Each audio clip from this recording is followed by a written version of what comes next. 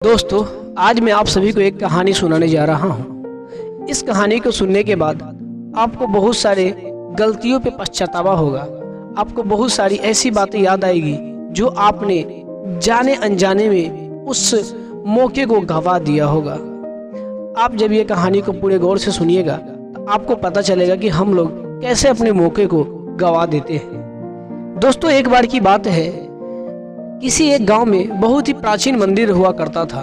उसमें एक पंडित रहा करते थे जो कि भोलेनाथ के बहुत बड़े भक्त थे। वह हमेशा ओम नमः शिवाय के जाप करते थे और महादेव की पूजा किया करते थे।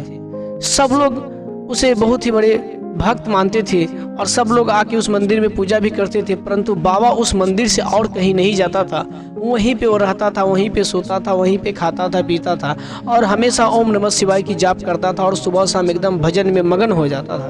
प्रकृति की कुछ घटना घटी और उस गांव में बाढ़ आ गया। बाढ़ आने से पहले कुछ लोगों ने उसे जाके कहा, बाबा आप यहाँ से चलिए, किसी ऊंचे स्थान पे सब लोग जा रहे हैं, आप भी यहाँ से चलिए, अन्यथा बाढ़ आएगा और हम लोग डूब सकते हैं। बाबा ने कहा, कोई बात नहीं, तुम लोग जाओ, हम तो भोलेनाथ के बहुत बड़े भक्त हैं, हम यहाँ पे बैठेंगे, ओम नमः शिवाय की जाप करेंगे और महादेव मुझे जरूर बचा लेंगे। इस तरह से उन्होंने कहा और सभी लोगों को वहां से जाने को कहा। धीरे धीरे पानी का स्तर बढ़ता गया और बढ़ते बढ़ते मंदिर के सतह तक पानी आ गया और फिर से दो चार लोग आया जो कि नाव से किसी ऊंचे स्थान पे जा रहा था। उसने ही बाबा से कहा, बाबा अब तो पानी की स्तर धीरे धीरे बढ़ते जा रहा है, आप जो है से नाव पे बैठ जाओ, मैं आपको किसी ऊंचे स्थान पे छोड़ दूंगा, मैं लाखों लोगों को छोड़ रहा हूँ, आपको भी छोड़ दूंगा। उन्होंने कहा, नहीं नहीं तुम जाओ, क्योंकि हम तो भोलेनाथ के बहुत बड़े भक्त हैं, हमें कुछ नहीं होगा, महादेव मुझे बचाने के लिए जरूर आएंगे। पानी की स्तर इतना बढ़ गया कि बाबा के गर्दन के पास तक पानी पहुंच गया। अब भी वो ओम नमः शिवाय की जाप कर रहे हैं और भोलेनाथ के भक्ति में एकदम मगन है। तभी जो है से वहां से एक हेलीकॉप्टर आया और हेलीकॉप्टर पर से कुछ कमांडो अपने सीढ़ी को नीचे गिराया और बोला कि बाबा बाबा आप इस सीढ़ी के सहारे से ऊपर आ जाइए, मैं आपको बचा लूंगा, क्योंकि पानी इतना बढ़ गया है कि आपकी जान जा सकती है। बाबा ने कहा, अरे मूर्ख, तुम जाओ, तुम हमारी परवाह मत करो, हम भोलेनाथ के बहुत बड़े भक्त हैं, हमें भोलेनाथ स्वयं बचाने के लिए आएंगे। इस तरह से बाबा ने उन्हें भी नकार दिया और वहां से जाने को कहा। मित्रों, हुआ यूं कि बाबा की प्राण चली गई। बाबा उस पानी में डूब के मर गए और मरने के बाद वो तो थे बहुत बड़े भक्त भगवान महादेव के, तो वे स्वर्ग लोक को पहुंचे।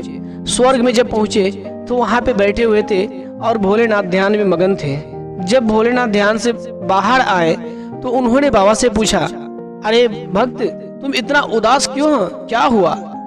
तो उन्होंने महादेव से कहा कि मैं आपसे बहुत ज्यादा नाराज हूँ, मैं बरसों से आपकी पूजा कर रहा था, आपकी तपस्या कर रहा था, हमेशा ओम नमः शिवाय की जाप करता था और जब मैं डूब रहा था तो आप बचाने क्यों नहीं आए? इस तरह से भोलेनाथ को कहा। भोलेनाथ को गुस्सा आया और उसे 2 झापड़ लगा दिया। अब बाबा को कुछ समझ में नहीं आ रहा था। फिर भोलेनाथ ने कहा, तुम मूर्ख हो, मैंने तुम्हें 3 बार मौका दिया पर तुमने एक भी मौका को नहीं पकड़ा।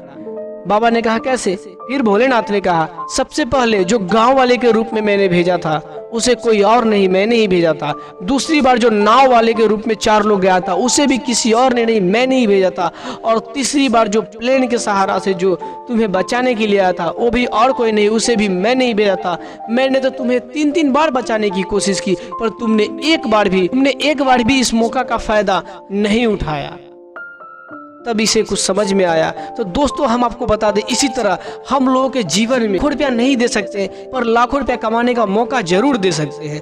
इसलिए दोस्तों, आपको भी किसी भी तरह से आपके जीवन में भी 3 मौका मिलता है, उस मौका को उठाना आपकी जिम्मेदारी होता है।